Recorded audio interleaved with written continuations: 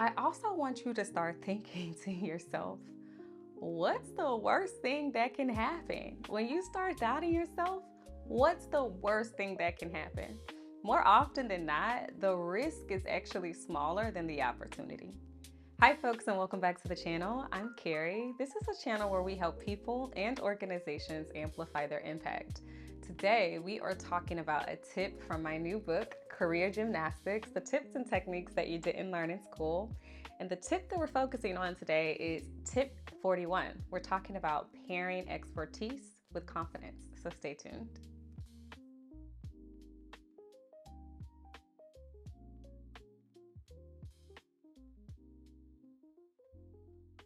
So, a couple months ago, I was in this coaching session with a professional who was telling me so much about her expertise and her experience. And while she was telling me these things, she was also telling me about wanting to explore other opportunities, but feeling extremely nervous about those opportunities.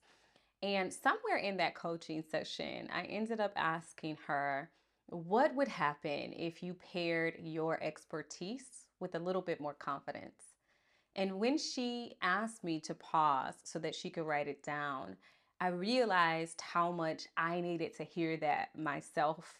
Sometimes we have a ton of knowledge, a ton of experience, but the thing that gets in our own way is our lack of confidence. And I remember when I was writing about this and writing this tip in the book, I recalled something that I said back on LinkedIn not too long ago, which was at some point I'm going to tell my own story for my own lack of confidence. But at some point, you have to decide that you have this unshakable belief in yourself that you can do whatever you put your mind to or whatever you set your mind out to do.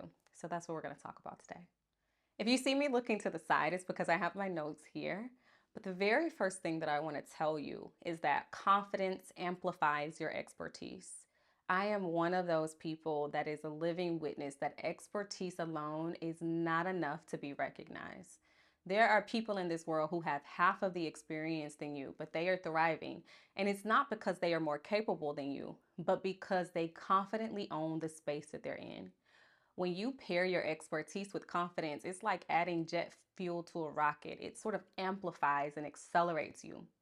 Your knowledge is what gives you the credibility, but your confidence is what gives you the influence.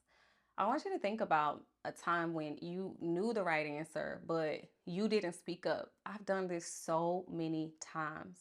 And I really want you to challenge yourself to speak up in those meetings, even if it's just a question or a comment. The more you do it, the easier it will get. I also want you to think about those people who always speak up and the things that they're saying may not even be relevant to the conversation. And that level of confidence, like puts them in the front and it makes them seem like they are much more knowledgeable than they actually are. So I want you to challenge yourself to do the same. Maybe not speaking up as much as those people, you don't have to do that. But if you have a thought or you have something of substance to say that is relevant to those meetings that you're in at work, challenge yourself to speak up and have your voice be heard and let your expertise show. The next thing that I want to tell you is that confidence isn't about knowing everything. It's really about trusting yourself.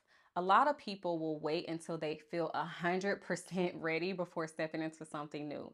You've seen that job where you're like, oh, I don't meet all of these qualifications, so I'm not going to apply. Or, oh, I don't have all of this experience, so I'm not going to pitch myself to do that speech. Or I'm not going to put myself out there because I need to get this certification and that thing before I can do it. But the reality is that you will never be 100% ready for anything, right? You will never be 100% qualified for anything. There's going to be some things you don't know. And you know what? The confidence in you will step in and creep in and say, but I can figure it out. And you can. The thing is, like I said, confidence isn't about having all the answers. It's about trusting yourself enough to know that you can figure things out as you go. I want you to stop asking yourself whether or not you're ready and start saying, whether I'm ready or not, I can do hard things and I can figure it out. I also want you to start thinking to yourself, what's the worst thing that can happen? When you start doubting yourself, what's the worst thing that can happen? More often than not, the risk is actually smaller than the opportunity. The third thing I want to tell you is to speak with clarity. Your delivery matters. It's not just about what you know, but how you communicate it. People who are confident, they speak with conviction and they command attention. When you are confident in your delivery, it reinforces your credibility and it also ensures that your expertise is actually heard. Now, don't get it twisted. You don't have to be the loudest person in the room. Actually, I prefer you not be, but you do need to be clear enough to be heard.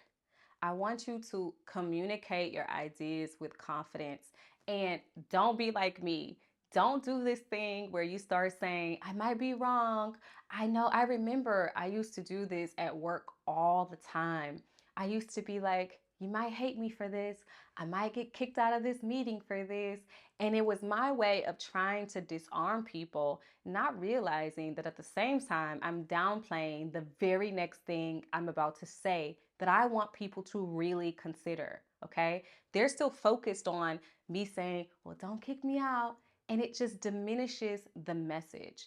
So be confident in your delivery and make sure that you are not downplaying what you want to say before you even get it out. The fourth thing that I want to tell you is that your presence speaks before you do. Confidence is not just about words, it's also about body language, eye contact.